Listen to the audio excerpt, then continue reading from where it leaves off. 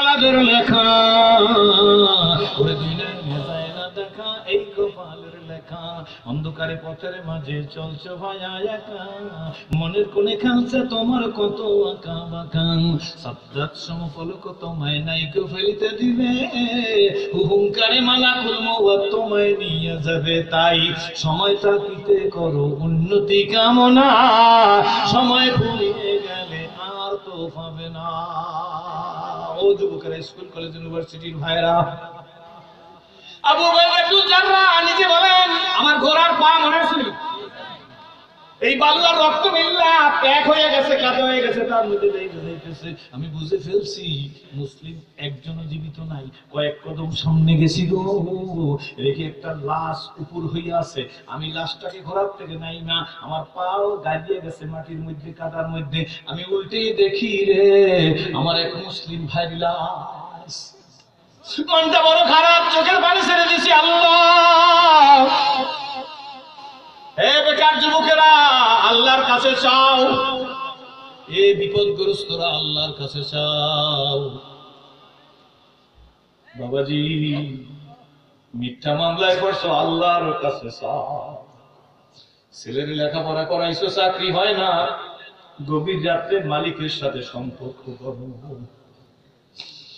হযরত আবু বকর ইবনে জাররাহ বলেন আমি চোখের পানি ছেড়ে দিয়ে লাশ ওইভাবে রাইখে আমি খুঁজতেছি আমার মুসলিমরা কোথায়। হঠাৎ দেখি ওই কর্নারে একজন দাঁড়াই আছে জীর্ণ শীর্ণ অবস্থায়। লোকটাকে গো আমি দেখার জন্য কাছে গেছি, গিয়া দেখি খালেদ বিন ওলীদ। খালেদ বিন ওলীদের চেহারার দিকে তাকাই দেখি মনে হয় কিছুটা বিমর্ষের ভাব। ডাক দিয়ে বললাম, আবু বকর মুজাহিদ বলতেছে, ডাক দিয়ে বললাম খালিদ বিন ওলীদ আপনাকে সেনাপতি বানাইয়ে মুখে পাঠাইছি।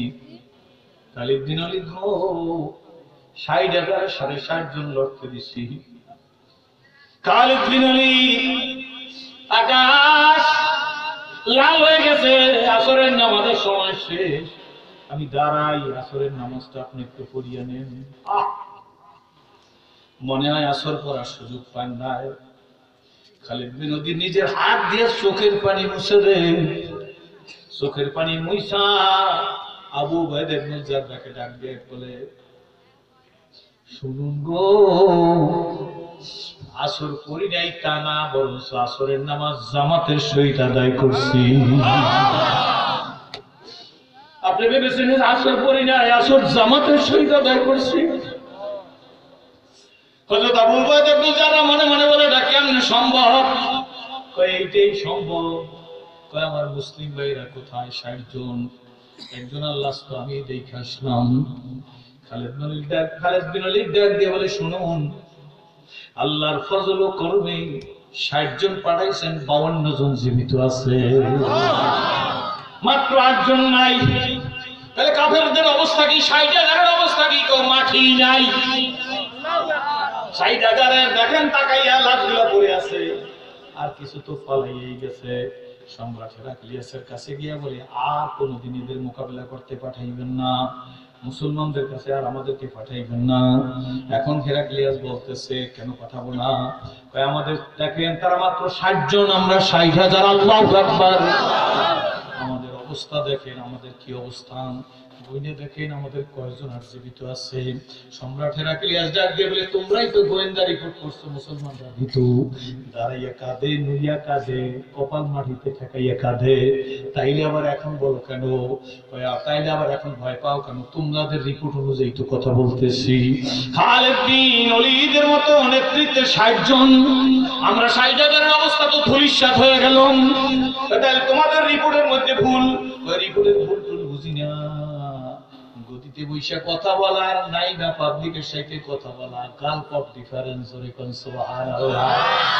বড় বড় লেকচার দিয়েন না, ময়দানে গিয়ে দেখেন মুসলিম মিল্লাতের শক্তি কত। এই আবু বকর ইবনে জাররাহকে জান্নাতের সার্টিফিকেট দিয়েছে নবীজি। কি বলেন ঠিক নেবে ঠিক? আমার দিকে তাকান, আমার নবী বলেন আমার আবু বকর, আমার ওমর, আমার ওসমান, আমার আলী, আমার সাদ, আমার সাঈদ, আমার তালহা, আমার জুবায়ের, আমার আব্দুর রহমান বিন আওফ মুহাজির মুক্তি, আমার আবু বকর ইবনে জাররাহ জান্নাতি। জোরে কোন সুবহানাল্লাহ। একদিকে এইরকম মানুষ তৈরি, অপরদিকে আল্লাহর নবী আম্মা জান আয়েশা সিদ্দিকার রানের উপর শুয়ে আছে, চোখে একটু ঘুম ঘুম ভাব, নবীজি একটু ঘুম গেছে। বাবাজিরা, আম্মা জান আয়েশা সিদ্দিকা আল্লাহ রাসূলের চুল দাড়ি ধরে আদর করিয়ে দিতেছে।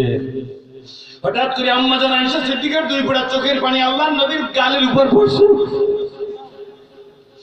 আল্লাহ নবী চক্ষু খুলে, আয়েশা এমনি করে কাঁদো তো, কি হইছে? আমি কি তোমারে কষ্ট দিছিনি? আম্মা জান ডাক দিয়ে বলি, ইয়া রাসূলুল্লাহ, ইয়া হাবিবাল্লাহ, আমি আয়েশারে তো জীবনে কোনোদিন কষ্ট দেন নাই, বরঞ্চ 25 বছরের দাম্পত্য জীবন খাদিজাতুল কুবরার সাথে আপনার কত বছর? 25 বছরের মধ্যে শুনছি খাদিজাতুল কুবরার দিকে তাকাই আপনি একটু রক্ত চক্ষু করেন নাই, রাগ হন নাই। হুজুর, আমি আয়েশারে তো কষ্ট দেওয়ার প্রশ্নই আসে না। রহমতের রাসূল ডাক দিয়ে বলে, আয়েশা গো, তাইলে তুমি কেন কাঁদো? ইয়া রাসূলুল্লাহ, ইয়া হাবিবাল্লাহ, এই পবিত্র মুখের দাড়ি চুলগুলা কেন পাকা শুরু হয়ে গেল? বয়স তো আপনার বেশি হয় না, এত কম বয়সে আপনার চুল দাড়ি গুলো কেন পাকা শুরু হয়ে গেল? আল্লাহ নবীর চোখ দিয়ে পানি পড়া শুরু হয়ে গেছে। নবীজি আম্মা জান আয়েশা সিদ্দিকার মাথার উপর হাত দিয়ে, আয়েশা, বয়সের কারণে তোমার স্বামী রহমতের রাসূলের চুল দাড়ি পাকা শুরু হয় নাই। আম্মা জান ডাক দিয়ে বলি, ইয়া রাসূলুল্লাহ, তাইলে আপনার চুল দাড়ি গুলো এত অল্প বয়সে কেন পাকা শুরু হইল? আম্মা আল্লাহ রাসূল ডাক দিয়ে বলে, আয়েশা রে, বয়সের কারণে তোমার স্বামীর চুল দাড়ি পাকা শুরু হয় নাই, বরঞ্চ আল্লাহ পাক রব্বুল আলামিন কোরআন শরীফের বিভিন্ন আয়াতের মধ্যে যেইভাবে জাহান্নামের বয়ান করছে, আল্লাহু আকবার, বরঞ্চ কোরআন শরীফের বিভিন্ন আয়াতের মধ্যে যেইভাবে আল্লাহ জাহান্নামের বয়ান করছে, এই জাহান্নামের চিন্তায় চিন্তায় আমি রাসূলুল্লাহ বুড়া হয়ে গেছি। ও লোহার বিচার ভাইরা, যে নবীর ডানে, যে নবীর বামে, যে নবীর সামনে, যে নবীর পিছে, যে নবীর উপরে, যে নবীর নিচে কোনো গুনাহ নাই। আম্মা জান আয়েশা সিদ্দিকাকে ডাক দিয়ে বলে, আয়েশা রে, কোরআন শরীফের বিভিন্ন আয়াতের মধ্যে যেইভাবে আল্লাহ জাহান্নামের বয়ান করছে, এই জাহান্নামের চিন্তায় চিন্তায় আমি রাসূলুল্লাহ বুড়া হয়ে গেছি। নবীজির সাথে আম্মা জান আয়েশা সিদ্দিকার সম্পর্কটা কেমন ছিল? আল্লাহ, আম্মা জান ডাক দিয়ে বলে, দুনিয়ার মানুষ, তোমাদের সূর্য আছে পূর্ব গগনে উদিত হইয়া পশ্চিম গগনে অস্ত যায়, আমি আয়েশারও একটা রিজার্ভ সূর্য আছে। আল্লাহু আকবার, জোরে কোন সুবহানাল্লাহ। ও দুনিয়ার মানুষ শুনো, তোমাদের সূর্য পূর্ব গগনে উদিত হইয়া পশ্চিম গগনে অস্ত যায় গো, আমি আয়েশার একটা রিজার্ভ সূর্য আছে। ওই সূর্য আমার এশার নামাজের বাদে, দৈনিক এশার নামাজের বাদে আমার হুজরার মধ্যে উদিত হয়। জোরে কোন সুবহানাল্লাহ। আমার সূর্যের নাম জানোনি? আমার সূর্যের নাম হইল মুহাম্মাদুর রাসূলুল্লাহ। আম্মা জান আয়েশা সিদ্দিকা বলেন, আমি একদিন সুতা নিয়াম কাপড় সেলাই করব, সুইয়ের মধ্যে সুতা ঢুকাইতেছি, চেষ্টা করতেছি, এমন সময় সুইটা আমার হাত থেকে জমিনের মধ্যে পড়িয়ে গেছে। আমি জমিনের মধ্যে খুঁজতেছি, হাত দিয়ে তালাশ করতেছি, কোনো ক্রমেই সুইটা আমি পাইতেছি না। আমি সুতা হাতের মধ্যে নিয়ে বসে আছি। একটু পরেই তো এশার বাদে নবী আমার হুজরার মধ্যে উদিত হইবে। আর নবী যখন আমার হুজরার মধ্যে ঢুকবে, আল্লাহর নবী নূরানী চেহারার বরকতে সেই আলোতে আমি সুই খুঁজে উঠাবো। নবী এশার নামাজের বাদে আম্মা জান আয়েশা সিদ্দিকার হুজরার মধ্যে ঢুকলেন। সঙ্গে সঙ্গে আম্মা জান সুই হাতের মধ্যে নিয়ে সুতা গাঁথা শুরু করলেন আর মুস্কি মুস্কি হাসতেছেন। আল্লাহ রাসূল ডাক দিয়ে বলে, আয়েশা, এমনি করে হাসতেছো, ব্যাপার কি? ইয়া রাসূলুল্লাহ, ইয়া হাবিবাল্লাহ, হাতে সুই জমিনের মধ্যে পড়িয়ে গেছে, খুঁজে পাই নাই, অপেক্ষায় সুতা হাতে নিয়েছিলাম। আপনি ঢোকার সঙ্গে সঙ্গে আপনার নূরের চেহারার আলোতে আমার হুজরা আলোকিত হয়ে গেছে। আমি সুইটা উঠাইয়া সুতা গাছি। আল্লাহ নবী ডাক দিয়া, আয়েশা শোনো গো, দুনিয়াতে এইভাবে তোমার নবীরে যারা চিনছে, অর্থাৎ তোমার স্বামীর দিকে যারা মহব্বতের নজরে তাকাইছে, তারা আল্লাহকে পাইয়ে যাবে। জোরে বলেন সুবহানাল্লাহ। আর তোমার স্বামী মুহাম্মদুর রাসূলুল্লাহ সাল্লাল্লাহু আলাইহি সাল্লামের দিকে যারা কালো নজর হইছে, বলছিল মুহাম্মদ তুমি বড় কালো, এরকম কালো নজর দিয়ে যারা তাকাইবে তারা হেদায়েত পাইবে না। কি বলেন, ঠিক না বেঠিক? ও বাবাজি, ও বন্ধু ভাইরা, এই নবীর চরিত্রটা কেমন, এই নবী কেমন নবী ছিলেন? আম্মা জান আয়েশা সিদ্দিকার হুজরার মধ্যে আল্লাহ রাসূল আর আম্মা জান দুইজনে কথা বলতেছে। হঠাৎ করে বিলাল হাবশী মসজিদে নববীতে আজান দিছে। বিলাল হাবশীর আজান শোনার সঙ্গে সঙ্গে হুজুর তার হাজত সারতে গেছে। হুজুর তার প্রয়োজন সাইডে যখন হুজরার ভিতর থেকে যাইতেছে মসজিদে নববীতে ইমামতি করাইবে, আম্মা জান আয়েশা সিদ্দিকার হুজরাটাই তো হইল, আম্মা জান আয়েশা সিদ্দিকার হুজরাই তো তার ঘর। কি বলেন ঠিক না ঠিক? এই হুজরার ভিতর থেকে রাসূল পাক যাইতেছেন, আম্মা জান আয়েশা সিদ্দিকার শরীরের সাথে একটা ধাক্কা লাগছে, একটু ঘষা লাগছে। আল্লাহর নবী ডাক দিয়ে বলতেছে, কে? আম্মা জান আয়েশা সিদ্দিকা বলে, ইয়া রাসূলুল্লাহ, আমি আপনার স্ত্রী। আল্লাহর নবী ডাক দিয়ে বলে, আমার স্ত্রী কে? আমরা তো আশিক দাবি করি, বক্তা দাবি করি, কি বলেন ঠিক না ঠিক? কত কিছু দাবি করি। আম্মা জান আয়েশা সিদ্দিকা বলে, ইয়া রাসূলুল্লাহ, আমি আপনার স্ত্রী। নবীজি বলে, আমার স্ত্রী কেডা? আসলে ভাইজান মানুষই হইতে পারি নাই, আমার কথা আমি বলছি। না হয় যে নিয়ামত আল্লাহ পাক রব্বুল আলামিন দান করছে, গোপনে গোপনে নবীজির জীবনী পড়তাম আর দুই হাত দিয়ে কাঁদতাম আর বলতাম, মালিক রাস্তা চিনি না,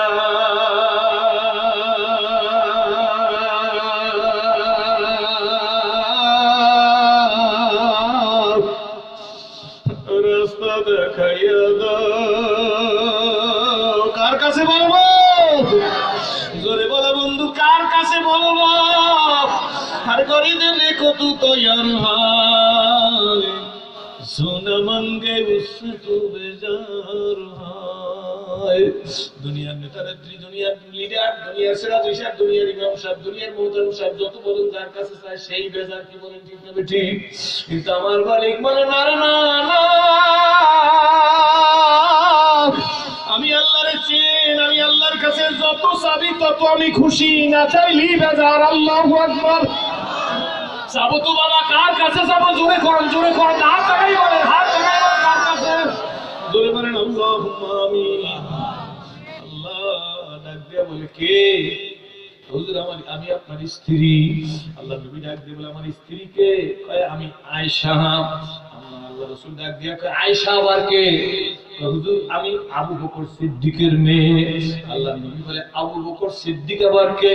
এই কথা বলে নবীজি মসজিদে নববীতে নামাজ পড়াইলেন। গিয়া নামাজ পড়ে হুজরার মধ্যে ঢুকে দেখে কোলের মধ্যে বসে আম্মা জান আয়েশা সিদ্দিকা বিনাইয়া বিনাইয়া কাঁদতেছে। আল্লাহ রাসূল আম্মা জান আয়েশা সিদ্দিকার পাশে বসে বলতেছে, আয়েশা কি হইছে, তুমি কেন কাঁদো? আম্মা জান আয়েশা সিদ্দিকা ডাক দিয়ে বলে, ইয়া রাসূলুল্লাহ, ইয়া হাবিবাল্লাহ, দুনিয়া আমার ভাই সাতাইতে লাভ কি? আয়েশা তোমার কি হইছে খুলিয়া বলো। আম্মা জান ডাক দিয়ে বলে, ইয়া রাসূলুল্লাহ, ইয়া হাবিবাল্লাহ, আমরা দুইজন তো একসাথে কথা বলতেছিলাম, হুজুর বিলাল হাবশী আযান দেওয়ার সঙ্গে সঙ্গে আপনি হাজত সারতে গেলেন, আমি তো হুজরার মধ্যেই আছি, আপনি যাইতেছেন, আপনার শরীরের মধ্যে একটু ধাক্কা লাগছে, আপনি জিজ্ঞেস করলেন কে? আমি বললাম আমি আপনার স্ত্রী। আপনি বললেন, ইসা আপনার স্ত্রী কেডা? আপনি আপনার স্ত্রীরে দুনিয়ায় চেনেন না, দুনিয়াতে যদি আয়েশারে না চেনেন তাইলে আমার আর বাইসা থাইকা লাভ কি? হুজুর আপনি জিজ্ঞেস করলেন আমার স্ত্রীকে, আমি বললাম আয়েশা। আপনি নবীজি বললেন আয়েশা আবার কে? হুজুর দুনিয়াতে আয়েশারে চেনেন না, আমার কোনো দুঃখ নাই, আমি বললাম আবু বকর সিদ্দিকের মেয়ে। ইয়া রাসূলুল্লাহ, ইয়া হাবিবাল্লাহ, আপনি বললেন আবু বকর আবার কে? আল্লাহু আকবার। নবীজি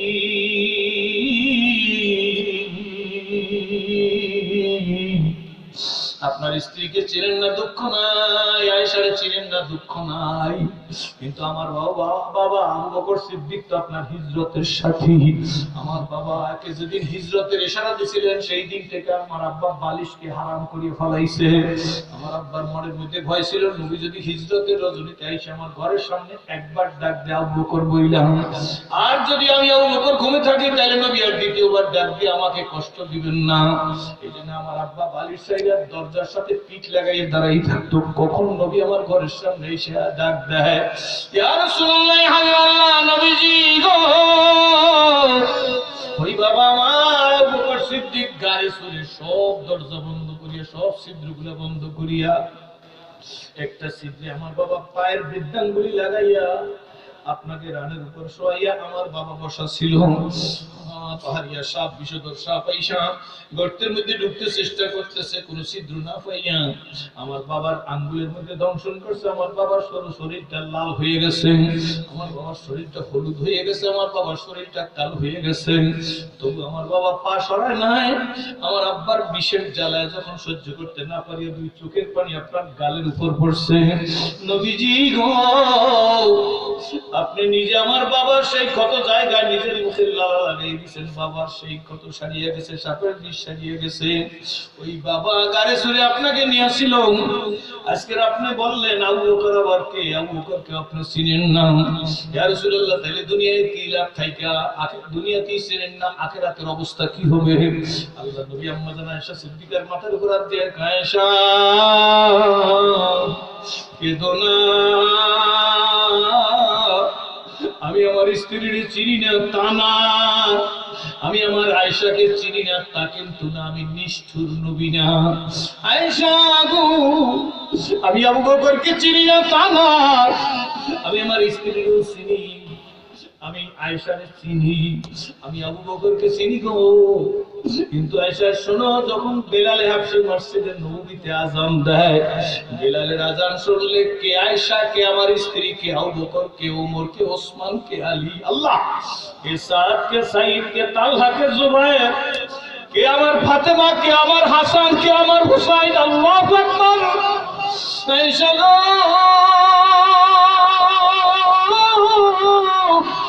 আমি কারণে চিনি না,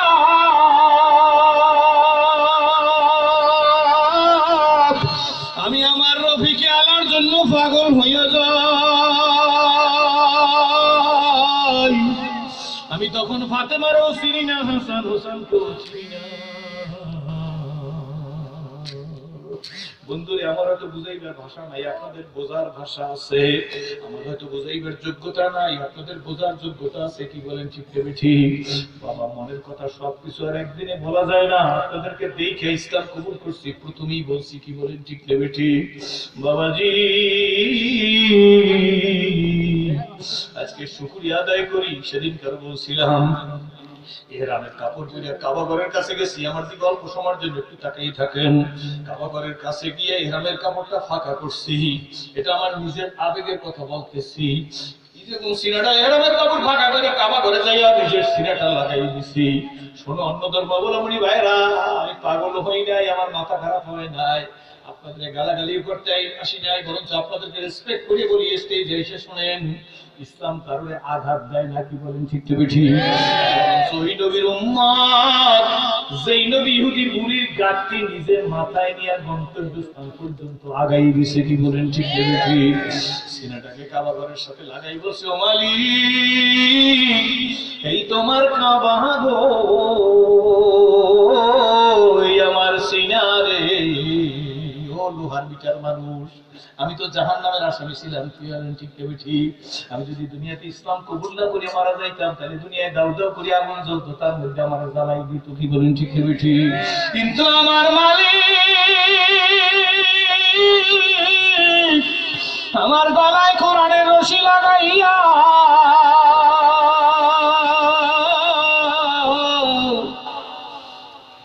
আমার মতো একটা ছেলেকে আজকে আপনাদের স্টেজের মধ্যে বসাই দিছে। আমি আপনাদের দেখতে চাই, কথা আমি বাকিটুক পরে বলবো। যদি বিন্দু মাত্র মহব্বত আমার প্রতি আপনাদের থাকে, ইসলামের প্রতি থাকেন, তাহলে কারা ওয়াদা দেবেন সেরাজি, তুমি ছিলা জাহান্নামের আসামি। তোমার গলায় মালিক কোরআনের রশি লাগাই আমাদের লোহার বিটার মাদ্রাসায় আইনে দিছে। আমরা তো মুসলমানের ঘরে হইছি, আমরা তো কদর বুঝি নাই। কি বলেন ঠিক না বেঠি? বাবারে মাহফিলটা শেষ হয়, ঘরের দরজায় যে মা বাড়ি আসছি, সঙ্গে সঙ্গে মা আপনাদের দরজা খুলে দেখি। বলেন ঠিক না বেঠি? ঘরের দরজায় গিয়ে বলেন, আব্বু বাড়ি আসছি। আপনার বাবা আপনার দরজা খুলে দেয়। আমার জীবনের 36 বছরের বেশি, প্রায় 40-এর কাছাকাছি সময় কট্টুক বয়সে ইসলাম কবুল করছি। তো বুঝেন, ক্লাস 10-এর ছাত্র, ওই যে ভাইরে অনেকে দাঁড়াই আছে, ওই রকম দাঁড়াই আছে ক্লাস 10-এর রুমের সামনে। জোহরের নামাজের সময়, লেইজারের সময়, ইন্টারভেলের সময় দেখি সব মানুষ কাতার বাইদা নামাজে দাঁড়াই গেছে। যখন সবাই রুকুতে গেছে দিলের মধ্যে বড় ভালো লাগছে, তখন আমি ছোট্ট নিউটনের ছেলে, যখন সবাই সেজদায় চলে গেছে তখন আরো ভালো লাগছে। আমার মনের কথা জানে কে? জোরে বলেন। তখন সব ছাত্ররা সেজদায় গেছে, ক্লাসে আমি একা অমুসলিম ছেলে। তখন আমি আমার মালিকের সাথে বলছি, মালিক, এরা যেভাবে তোমাকে সেজদা দেয়, তুমি আমাকে এইভাবে একটু তোমার কুদরতি পায়ে সেজদা দেওয়ার তৌফিক দিয়ে দিও।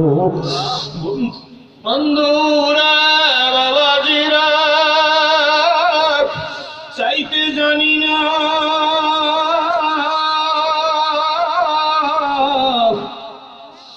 দেখতে জানি না,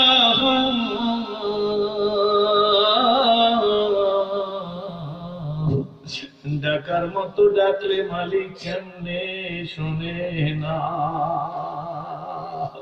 কথারাইয়া কোথাও যাইও না যুবক, বলতেছি ও মালিক, তুমি আমাকে এইভাবে একটু সেজদা দেওয়ার তৌফিক দিয়ে দাও। কথা তো মালিক শুনে গেছে, আজকে তো বুঝতে ফেলাইছি। কি বলেন, ঠিক নেবে? ঠিক। লেজার শেষ, বাকি 4 পিরিয়ড করিয়া বাড়ি যাইতেছি, নতুন জায়গায়, সেই জন্য এক লাইনে বলে যাব সব। অত বেশি কথা আমার জীবন বলার দরকার নাই, জীবনী বলার জন্য আসি নাই। শুধু আমার আত্মাটার একটু ধোলাই করবো, আপনাদের ভিতরে মালিকের মহব্বত আসার জন্য বলতেছি। আরে আমিও পিছনের কথাটা মনে করবো, তুই যোগ্যতায় চেয়ারে বসো নাই, তোরে আমি বসাইছি। কি বলেন, ঠিক নেবে? তুই যোগ্যতা ইসলাম পাও নাই, আমি আল্লাহ নিজে তোরে ভিক্ষা দিছি। কত শিক্ষিত আমার চাইতে বেশি, কত সুন্দর চেহারা, ইসলাম পায় না, কিন্তু আমার মালিক আমার ইসলাম দেশে। সেই জন্য বলতেছিলাম, সিনাটা কাবায় লাগাই বলছি, আল্লাহ, এই তোমার ঘর, এই আমার সিনা, আমি জাহান্নামের আসামি ছিলাম, তুমি আমার গলায় কোরআন রশি লাগাইয়া তোমার ঘরের সামনে দিয়ে আসছো। আল্লাহ, তোমার ঘরের ইজ্জতের খাতিরে আমার জন্য জাহান্নামের আগুন হারাম করে দাও। আমি সেই সেরা বন্ধু, জীবনে কারো কাছে বড় ভক্ত হওয়ার জন্য দোয়া চাই নাই, মুসলমান হয়ে যেন কবরে যাইতে পারি সেই দোয়া চাইছি। সবাই যদি ফুলের মালা দেয় আর কবরে যাওয়ার পরে আল্লাহ যদি বলে তোর মাপ নাই, ফুলের মালার কোনো ভ্যালু নাই। কি আব্বা, ঠিক? 4 পিরিয়ড শেষ, বই অনেক, ক্লাস 10-এর বই নিয়ে যাইতেছি, রাস্তায় যাইতেছি। শোনো অন্যধর অবলম্বনী বন্ধুরা, শোনো মুসলমানের যুবকেরা, যারা এখনো আজান হইলে মসজিদে ঢুকো না, যাই, কিন্তু 2 চোখের মধ্যে জাদুর মতো দেখতেছি কারা যেন সেজদায় পড়িয়ে রইছে। চোখ যেদিকে ফিরাই দেখি কারা যেন সেজদায় পড়িয়ে রইছে। হাঁটতেছি, ঘর বাড়ি দেখি না, দেখি কারা যেন সেজদায় পড়িয়ে রইছে। স্কুল দেখি না, দেখি কারা যেন সেজদায় পড়িয়ে রইছে। বাড়িতে গেছি, সংক্ষেপ বলি, খুব ক্ষুধা, বইগুলা টেবিলের উপর ঠিক মেরে ফেলে দিছি। আস্তে করিয়া ভাত খাইতেছি, ভাতের লোকমা মুখে দিই, কিন্তু চোখের পাতার মধ্যে দেখি ওই কারা যেন সেজদায় পড়িয়ে রইছে। ভাত খাওয়া শেষ, খেলতে যাব, ক্রিকেট খেলতে যাব, কিন্তু চোখের পাতার মধ্যে দেখি কারা যেন সেজদায় পড়িয়ে রইছে। খেলতেছি, দেখি কারা যেন, চোখের মধ্যে দেখি কারা যেন সেজদায় পড়িয়ে রইছে। সন্দেহ হইছে, হাত পা ধুয়ে পড়তে বসছি, বইয়ের দিকে তাকাই, বইয়ের অক্ষরের দিকে তাকাই, খোদার কসম করি বইলে যাই, দেখি জানি কারা সেজদায় পড়িয়ে রইছে। রাত 11:30, 11:45 বাজে গেছে। মা ডাক দিয়ে বলে, রাতের খাওয়া খেয়ে নাও। খানা খাইতেছি, দেখি চোখের পাতার মধ্যে কারা যেন সেজদায় গেছি, চক্ষু বন্ধ করিয়ে রাখছি, কিন্তু দেখি কারা যেন সেজদায় পড়িয়ে রইছে। আল্লাহর কাছে ফরিয়াদ করছি, গভীর রাতে উঠা, মালিক, আমি রাস্তা চিনি না, তুমি আমায় রাস্তা দেখাইয়া দাও। কতক্ষণ বলছি জানি না, ঘুমের মধ্যে স্বপ্নে দেখি বিরাট এক ফুটন্ত গোলাপ ফুল, গোলাপের উপর দাঁড়াই আছেন একজন শুভ্র পোশাক পরিহিত মানুষ, মুখে দাড়ি, মাথায় পাগড়ি, নুরানি উজ্জ্বল চেহারা। আরে মুসলমানের ছেলেরা, সারা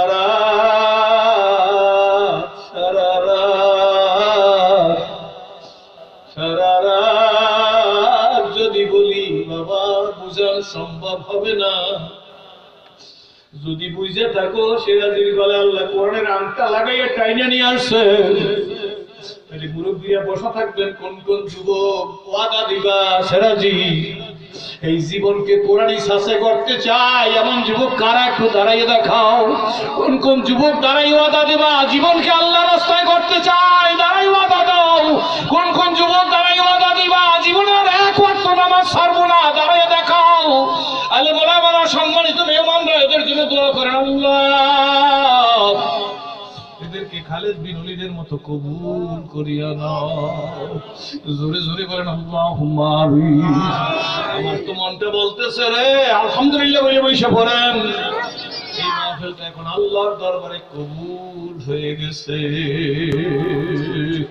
ঘুমের মধ্যে ঘুমাই গেছি, অতক্ষণে ঘুমাই গেছি জানি না। ঘুমের মধ্যে দেখি ফুলন্ত গোলাপ, ফুল গোলাপের উপর একজন দাঁড়িয়ে আছেন, শুভ্র পোশাক পরিহিত, মাথায় পাগড়ি, মুখে দাড়ি, নূরানি উজ্জ্বল চেহারা। আমাকে ডেকে বলতেছে কল্যাণের পথে আসো, মুক্তির পথে আসো। এখন যখন বলি ওই প্রায় 40 বছর আগের কথা মনে হয় জানি এখনো দুই চোখে দেখতেছি। এই জন্য নবীজির রওজার কাছে গিয়ে বলছি ইয়া রাসূলুল্লাহ ইয়া হাবিবাল্লাহ, একটা আসামি আপনার রওজার কিনারে আসছে। এই আসামি ইসলাম চিনতো না, কোরআন চিনতো না। এই আসামিটার গলায় আল্লাহ কোরআনের রশি লাগাই আপনার রওজার কিনারে নিয়ে আসছে। ইয়া রাসূলুল্লাহ ইয়া হাবিবাল্লাহ, আল্লাহর কাছে একটু বইলা দেন আল্লাহ যেন আমাকে মাফ করে দেয়।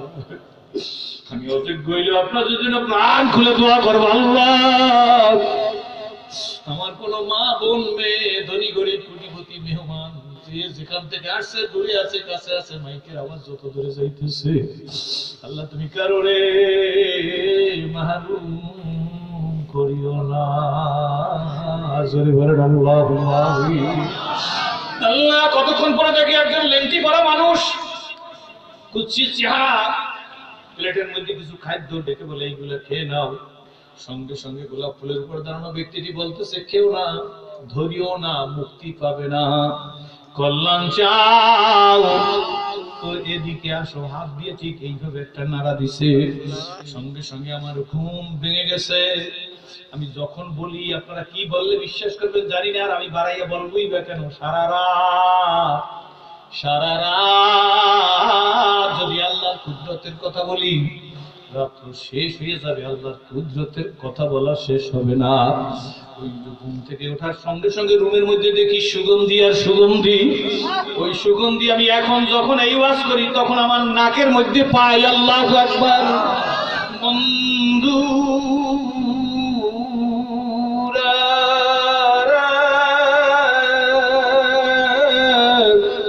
সেদিন ঘর থেকে বেরিয়ে আসছে আজকের জীবন পর্যন্ত আল্লাহর কাছে যা চেয়েছি আমার মালিক আমাকে তাই দিয়ে দিছে। সবাই বলুন আলহামদুলিল্লাহ। খুশি না বেজার করে বলেন। বলতেছিলাম আপনারা ঘরে যেয়ে মারে মা ডাকেন, ঘরের দরজায় যে আব্বুরে আব্বু ডাকেন। আমার জীবনে আমি ঘরের দরজায় যে মারে মা ডাকবার পারি নাই। আমি যত কত দেশ বিদেশে যাই, সেদিনকার বলছিলাম কত ভালো খাদ্য আমি হাদিয়া পাই, কিন্তু আমার মা যদি থাকতো আর যদি মুসলমান হইতো, আমি অনেক জায়গায় বলি আমি বাজারে সবচেয়ে এক জোড়া দামি জুতা কিনিয়া আমার মায়ের পায়ের নিচে দিয়ে বলতাম তোর ছেলে আলেম হইছে, তোর ছেলে ভক্ত হইছে, আম্মু তোর জন্য এক জোড়া জুতা নিয়ে আসছে, আমার মায়ের পায়ে জুতা দিয়ে দিতাম। আমার মায়ের এক গ্লাস দুধ হাতে দিয়ে মায়ের মুখের মধ্যে দিতাম আর বলতাম মা আমার নবী বলছে, আমার নবী বলছে আমার সাহাবীরা গোশত গাইতে গাইতে সাহাবীদের মাঝে বন্টন করতেছে। এমন সময় দেখে সাদা পোশাক পরিহিত একটা বুড়া মানুষ নবীজির কাছে আসতেছে। তারা সবাই চলে গেছে, নবীজি কাঁধের রুমাল বিছিয়ে দিছে, মহিলা বসে পড়ছে। সাহাবীরা নিজেরা নিজেরা বলতেছে কেমন মহিলা? নবীজি চাদরের উপর বৈশা পড়ল, যে চাদরে জিবরিল ফেরেশতা বসে না। জোরে জোরে বলেন সুবহানাল্লাহ। কতক্ষণ পর্যন্ত হুজুরের কাছে বসা? মহিলা উঠে দাঁড়াইছে, আল্লাহ নবী উঠে দাঁড়াইছে। মহিলা সামনে সামনে হাঁটে, রহমতের রাসূল পিছে পিছে হাঁটে। সাহাবীরা বলে কেমন বুড়ি, নবীর সামনে তো জিবরিল ফেরেশতাও হাঁটে না। চলে যায়। মহিলা যাওয়ার পরে আল্লাহ নবীর কাছে এসে বলে ইয়া রাসূলুল্লাহ ইয়া হাবিবাল্লাহ, আমার মা আমার বাবা আপনার কদমে কুরবান। মহিলার কত বড় সাহস, কোথা থেকে আসলো? আপনার রুমাল বিছাই দিলেন, বৈশা পড়লো আপনার সামনে সামনে হাঁটে। হুজুর, এই মহিলার সাথে আপনার সম্পর্ক কি? আল্লাহ নবী চোখের পানি ছেড়ে দিয়ে বলে, সাহাবীরা রে, আমি নবী পয়দা হইয়া বাবা পাই নাই, 6 বছরে বার আইছি, 8 বছর 10 দিনে দাদা আব্দুল মুত্তালিবের হারাইছি। এই মহিলাকে জানোনি? এই মহিলা আমার দাত্রী মাহবুব মা হালিমা তুসাদিয়া। বন্ধুরা, বাবাজিরা, করিও মালিক, যদিও মা বাবার জন্য দোয়া করতে পারি না, আপনারাই তো আমার যুবকদের ছেলে, বন্ধু, ছোট ভাই, বড় ভাই মনে করি। মা বোন মেয়েদেরকে কারোরে মার মতো, কারোরে বোনের মতো, কারোরে মেয়ের মতো মনে করি। আল্লাহ কচিকাঁচা সন্তানদেরকে সন্তানের মতো মনে করিয়া যাই। আমি আমার মা আমার বাবার জন্য দোয়া করবার পারি না। যদি বেঁচে থাকি আবার সাক্ষাৎ হবে, প্রধান বক্তা আছে, এই জন্য বেশি কথা বলা যাবে না। আমি তো আমার মা বাবার জন্য দোয়া করতে পারি না। আপনাদের মা বাবার জন্য প্লিজ আমি ওয়াদা দিলাম, আমি নিজে মা বাবা মনে করিয়া দোয়া করব। সবাই বলেন আল্লাহুম্মা আমিন। মাদ্রাসায় আসছি, চলে যাব, দোয়া নেওয়ার জন্য আসছি। अगर हाजत तुझी कुछ दी तू कर खदमत फकीरों दी, नहीं मिलती ये दौलत कैसा हो कि खजाना मिले। সিরাজির যোগ্যতায় আসে নাই, মোহতারাম শাহ প্রিন্সিপাল তার নিজের যোগ্যতায় হয় না। কি বলেন ঠিক না ঠিক? ওই যে ড্রাইভারকে জিজ্ঞেস করেছে, গাড়ির মালিক, उनसे ताकत तुमको इतनी हो तो मस्जिद में बन के रखता है, तुम क्यों मस्जिद में निकाल से नहीं सकता है। গাড়ির মালিক জিজ্ঞেস করে, তোমার কেনা মসজিদের মধ্যে বাঁধিয়ে রাখছে, কেন বের হও না? ড্রাইভার মনে করে চাকরি থাকলো আর গেল। মালিকের দিকে তাকায় বলে, सुनिए साहब, ये ताकत हमको इतनी हो तो मस्जिद में बन के रखना है, जो ताकत मस्जिद में दूसरा को तुमको मस्जिद में दाखिल होने के लिए तौफीक नहीं दिया है। কয় আমার এই মসজিদের মধ্যে ওই আল্লাহর বাঁধিয়ে রাখছে যে আল্লাহ তোমার মতো মালিককে, গাড়ির মালিক, বাড়ির মালিক হওয়ার পর মসজিদে ঢোকার মতো তৌফিক দেয় নাই। আমার বাবাজিরা ফুটন্ত গোলাপের মতো বসে রয়েছেন, আল্লাহ তৌফিক দিছে বিধেই তো বসতে পারছি। কি বলেন ঠিক না ঠিক? আল্লাহর কাছে আমি কান খুলে দোয়া করব, যাইবার বেলা আমি চলে যাব, প্রধান অতিথি এসে যাবেন, আমি বিদায় বেলা আপনাদের কাছে জানবার চাই, সিরাজির বাপ হইয়া, সিরাজির মা হইয়া, সিরাজির বন্ধু হইয়া, সিরাজির বড় ভাই হইয়া, এই মাদ্রাসার কাজের জন্য আমি সিরাজি যদি অমুসলিম হইয়া হাত পাততাম, দিতে না এমন কোন নিয়ম এখানে নাই। কি বলেন ঠিক না ঠিক? আমার মোহতারাম সাহেব কয় টাকা বেতন পায় তাতে আমার দরকার নাই। আজকে সবার সভাপতি, গোপালগঞ্জের মানুষের সিংহ পুরুষ, কি বলেন ঠিক না ঠিক? মাথার তাজ উনি আমার দিত। কি বলেন ঠিক না ঠিক? আজকের আমার সামনে কিছু আশেক, পাগল, জ্ঞানী, বুদ্ধিজীবী, শিক্ষিত, সরকারি দল, বিরোধী দলের নেতৃস্থানীয় মানুষ আছে, গরিবের চাইতে গরিব আছে। আমি যদি হাত পাততাম জীবনে আমাকে দিত। কি বলেন ঠিক না ঠিক? কিন্তু না, সিরাজের শপথ ছিল, নবীর শিক্ষা করো না ভিক্ষা, মেহনত করো সবে। আমি এই শিক্ষা নিয়ে আপনাদের কাছ পর্যন্ত আসছি। আল্লাহর ফজলে এই পেটের মধ্যে যাকাত ফিতরা মান্নতের টাকা ঢুকাই নাই। বলে হুজুর কেমনে চলছেন? ক্লাস 8 পড়ছি, 8 এর ছেলেরে প্রাইভেট পড়াইছি। আমি মেট্রিক পরীক্ষা দিয়েছি, মেট্রিকের ছেলেরে প্রাইভেট পড়াইছি। ইন্টারমিডিয়েট পড়ছি, ইন্টারমিডিয়েটের ছেলেকে প্রাইভেট পড়াইছি। গভীর রাত্রে সবাই বিদায় দিয়া, গভীর রাত্রে ওযু করিয়ে মালিকের দরবারে হাত উঠিয়ে বলতাম, আল্লাহ, আমার মা আমাকে বলছিল কোটিপতির ছেলে, ইসলাম কবুল করে ভিক্ষা করিয়ে খাবি। আর আমার মাকে আমি বলছিলাম, মা গো, আমি এমন মালিকের কাছে যাইতেছি, যত কোটিপতি, যত দুনিয়ার সম্রাট, তাই সম্রাটের সম্রাট হইল আমার আল্লাহ। তুমি না আমার মা, আমি তোমার সন্তান, তুমি মনে রাখা দিও গো, তোমার ছেলের মালিক ভিক্ষা করাইবে না। আল্লাহ দরবারে শুকরিয়া আদায় করি। ও লোহার বিচার ভাইরা রে, বেঁচে থাকলে আবার দেখা হবে। হাত আমি আল্লাহর কাছে পেতেছি, যা পাবার সব পেয়েছি। জোরে বলেন আলহামদুলিল্লাহ, জোরে বলেন আলহামদুলিল্লাহ। আমি অল্প সময়ের মধ্যে কয়েক মিনিট আপনাদের একটু নষ্ট করব। আমি দেখতে চাই গো, এই প্রতিষ্ঠানের বিল্ডিং এর কাজ চলতেছে, 10 লক্ষ টাকা ইতিমধ্যে খরচ হয়ে গেছে কম বেশি। আল্লাহর পাগল, আমি নমুসলিম চাইলে দিতেন, আমি কিচ্ছু চাইবো না নিজের জন্য। আমি চাই এই মঞ্চ ময়দান থেকে সিরাজি বাবা মনে করে বাবারে বড় ভাই মনে করে দোয়া করবে, সন্তান মতো মনে করে দোয়া করবে। এই মনে করি আমি তার বাবার জন্য মার জন্য দোয়া করবার পারি না। একটা সিংহ পুরুষ একজন দেখতে চাই যে সেরাজি তোমার কথা ওই বিল্ডিং এর কাজ করার জন্য 1 টন রড আমি আল্লাহর রাস্তে দেব, আমি তার জন্য মুসলিম প্রাণ খুলে দোয়া করবো, আল্লাহ গো জীবনে তাকে তার বংশের মানুষকে কোনোদিন গরিব বানাইও না, কোটি কোটি টাকার মালিক বানাইও। এই হাজার হাজার মানুষের চোখের পানির বদৌলতে আল্লাহ তাকে সহ আমাদের হাদি মাহাদি বানাই দিও, জোরে বলেন আল্লাহুম্মা আমিন। আল্লাহ ওই বন্ধুটারে জীবনে বিছানায় শোয়াই রাখো না, হাসপাতালে শোয়াই রাখো না, মনের সব আশা পুরা করে দাও। এমন একটা বন্ধুগুলো আর বিটার থেকে কে সারা দিবে, আমি প্রাণটা খুইলা তার জন্য একটা চিৎকার দেব, আল্লাহ তুমি কবুল করো, জোরে বলেন আল্লাহুম্মা আমিন। এই মঞ্চে ময়দানের মধ্যে এমন একটা সোনার মানুষ যার জন্য আমি দোয়া করিয়া যাব, আমি সেরাজি বাবার মতো মনে করিয়া, বড় ভাইয়ের মতো মনে করিয়া, বন্ধুর মতো দোয়া মনে করিয়া আমি দোয়া করবো। এমন একজন সোনার মানুষ লোহার বিটার স্টেজে ময়দানের মধ্যে দেখতে চাই, একটু বলেন আল্লাহুম্মা আমিন। হয়ে যাবে রে এই মুখ দিয়া চাইয়া কোনদিন আল্লাহ পাক রব্বুল আলামিন আমাকে বেইজ্জত করে না। ক্ষমতার মালিক কে, জোরে কোন? একজন মানুষ দেরি করাইবেন না, আমি বলে ফেলছি আল্লাহ আমার তো মনে বলতেছে হাজার হাজার মানুষের চোখের পানি, এখন মনে হয় জানি মাত্র আল্লাহর কুদরতি হাতের মধ্যে, কি বলেন ঠিক না ঠিক? মনে হয় আল্লাহ আমাদের আজকে খালি ফিরিয়ে দিবে না। কত জায়গায় কত ওয়াজ করি কিন্তু দিলের হাইসিয়াতটাই আজকে অন্যরকম লাগতেছে, আল্লাহ তুমি কবুল করো।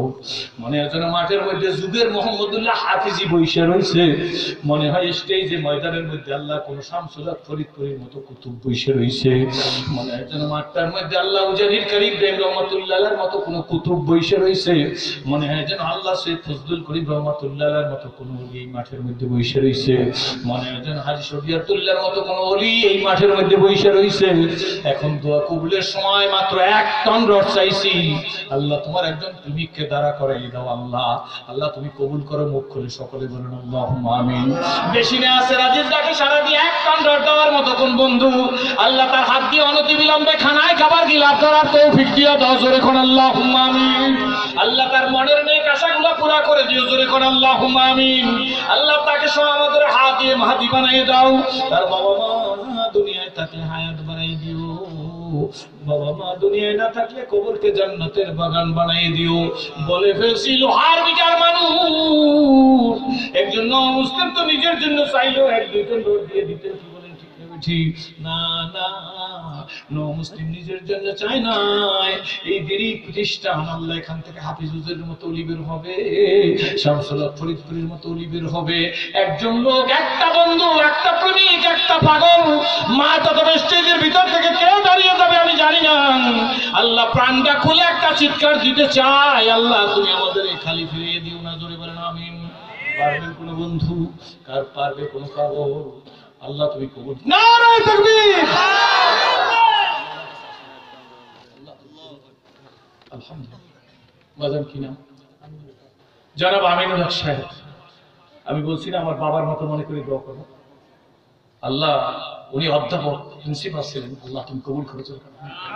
আমিনুল হক সাহেব আমার বাবার মতো, আমি তার জন্য আমার বাবা থাকলে যেভাবে দোয়া করতাম প্রমিস আমি তার জন্য সেইভাবে দোয়া করলাম, আল্লাহ তুমি হায়াতের মধ্যে বরকত দিও, সুস্থ অবস্থায় বাঁচায় রেখো, আল্লাহ এই হাত জীবনে গরিব বানাইও না, আল্লাহ এই শরীর জীবনে হাসপাতালে শোয়াই রেখো না, আল্লাহ অসুস্থ করিও না। তোমার প্রেমিক আমিনুল হক সাহেব আল্লাহ যা চায় তাই নিয়ে দিও, আল্লাহ দ্বীন ইসলাম ইমান আমলের খেদমত করার তৌফিক দিয়ে দিও, আল্লাহ তুমি আল্লাহ হাফিজুজের মতো ওলি বানিয়ে কবর নিও, শামসুল হক ফরিদপুরের মতো ওলি বানিয়ে কবর নিও, জোরে কোন আল্লাহুম্মা আমিন। মাত্র 2 টন রড লাগবে, আর একজন সোনার মানুষ আমি চাই, আল্লাহ তুমি কবুল করো। দেরি করবেন না, পেয়ে যাব, শুধু বলবেন আল্লাহুম্মা আমিন।